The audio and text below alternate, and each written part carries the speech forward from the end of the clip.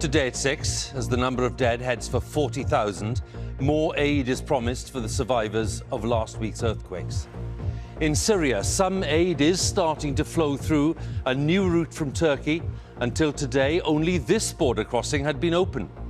Will this be enough to help the millions who are now thought to be homeless? And second, if this had happened earlier, could more lives have been saved? Yes, we'll have the latest from our correspondent Laura Bicker on the humanitarian disaster that's been growing by the day. Also on the programme, Ford announces the loss of 1,300 jobs in the UK, most of them in Essex, with thousands more in the EU. In the case of the policeman who murdered Sarah Everard, 2 officers will be investigated over their handling of reports of indecent exposure by Wayne Couzens. The Welsh Government announces it is scrapping the majority of new road-building schemes to protect the environment. In February, the BBC starts a new television service, BBC Wales. And it's been 100 years of the BBC in Wales.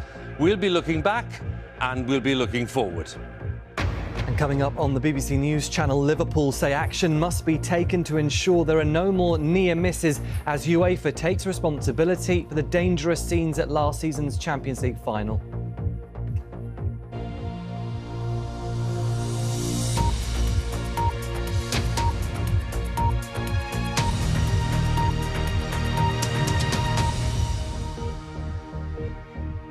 A very good evening and welcome to BBC News at 6, which comes today from the Welsh capital. We're in Cardiff in a week when the BBC is celebrating a century of broadcasting in Wales. We'll have a little bit about more on that later on. We're going to start, though, with our main story today, which is the devastation in southern Turkey and northern Syria, where the number of dead after last week's earthquakes is now heading for 40,000.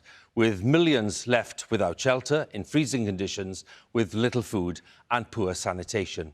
Now, northern Syria is vulnerable.